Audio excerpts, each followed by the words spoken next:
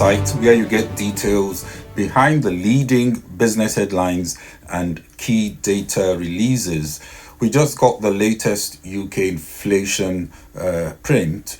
Consumer price index growth fell to 3.2% in the year to March, slightly higher than 3.1% that was expected, but down from February's 3.4% print as price rises continued to slow. The Bank of England projects seeing inflation rates down to their target 2% by about summer, maybe autumn. A significant upside miss, of course, throws spanners into the wheels of early rate cuts, but this reading not expected to change Bank of England plans. As the US earnings season progresses with mixed performance so far, US bond yields tick up and indexes look choppy, getting over the geopolitical shock playing out in the Middle East. US Fed Chair Powell commented that a hot start to 2024 inflation-wise confirms the Fed's patience in moving on cutting interest rates, fueling the higher for longer narrative. No surprises. As a result, we see S&P 500 closing down 0.2% yesterday. Nasdaq also down 0.12%, while the Dow inched up 0.17%, snapping a 6-day losing streak. Crude oil prices still under $90 for Brent Standard as markets digest the news and what's going on in the Middle East, suggesting much risk premium has already been priced into current prices. So that means the real prices could be significantly lower than what we are seeing if we discount for that premium. But there was some good news from Europe, as yesterday European Central Bank President Christine Lagarde, in an interview, said she was open to cutting rates soon, barring any major surprises. Still in the euro area, yesterday at the World Bank IMF economic spring meetings, euro area growth forecast was slightly reduced to 0.8% in 2024 and 1.5% in 2025. Very, very tepid. We also got a bit of data from China. Q1 2024 GDP growth was 5.3%, slightly higher than 5.2% growth in the final quarter of 2023, and also higher than 5% expected. That was data that came out yesterday. The IMF still sees China growing 4.6% in 2024. But our main story in this episode is on the IMF spring meetings economic outlook by the chief economist Pierre-Olivier, who unveiled the latest global economic outlook. The IMF raised its global growth forecast slightly, adding that the global economy has proved surprisingly resilient, now expecting global growth of 3.2% in 2024, up an almost negligible 0.1 percentage point from its earlier January forecast. We also touch on Nigeria's foreign exchange reserves, now at $32.29 billion, a 6-year low, as the central bank acts to support the naira.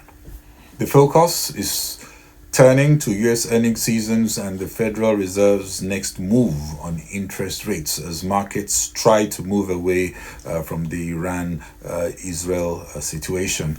Bank of America shares fell 3.5% after Q1 profits sank 18% to $6.67 billion or 76 cents a share.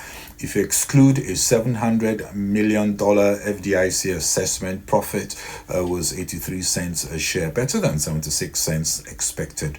Revenues slipped 1.6% to $25.98 billion. Net interest income declined from a year earlier, but at $14.19 billion, still topping the $13.9 billion expected. Morgan Stanley shares climbed 4% after better than expected first quarter earnings and revenue performance driven by gains in the investment bank's wealth management trading and advisory businesses. The common theme is resurgence in capital markets and what some are calling a durable upturn in investment banking. And as such, all capital markets related businesses such as wealth management, investment banking, and trading are doing much better, while higher rates with competition for deposits weighing on net interest income, especially for the smaller banks. And we see net interest income somewhat struggling. Looking at the banks so far in terms of how they closed yesterday, markets definitely playing hard to please or simply not impressed. Only Morgan Stanley shares saw a lift up 2.47% at close, but look at the others. Goldman Sachs down 1%, Wells Fargo down 0.98%, JP Morgan Chase down 1.14%, Citi Group down 2.63%, Bank of America down 3.53%. To our main story, in his blog yesterday, Pierre-Olivier, that's the IMF chief economist, said that despite the gloomy predictions, the global economy has proven remarkably resilient, with steady growth and inflation slowing almost as quickly as it rose. The journey, he adds, has been eventful, starting with supply chain disruptions in the aftermath of the pandemic and energy and food crisis triggered by Russia's war in Ukraine, a considerable surge in inflation followed by a globally synchronized monetary policy tightening. The global economy continues to display remarkable resilience, with growth holding steady and inflation declining. But many challenges still lie ahead. Global growth was 3.2% in 2023 and is expected to remain at that level both in 2024 and 2025. This represents a 0.3 percentage point upgrade from our October projections for 2024, with stronger activity than expected in the US, China, and other large emerging markets, but weaker activity in the euro area. Inflation continues to come down. Median inflation will decline from 4% at the end of last year to 2.8% by the end of this year and 2.4% at the end of 2025, and most indicators continue to point to a soft landing. Now, resilient growth and rapid disinflation are consistent with favorable supply developments, including the fading of energy price shocks and a striking rebound in labor supply, supported by strong immigration in many advanced economies. We also project less economic scarring from the crisis of the past 4 years, although estimates vary across countries. But we now estimate there will be more scarring for low-income developing countries, many of which are still struggling to turn the page from the pandemic and cost of living crisis. Risks are now broadly balanced.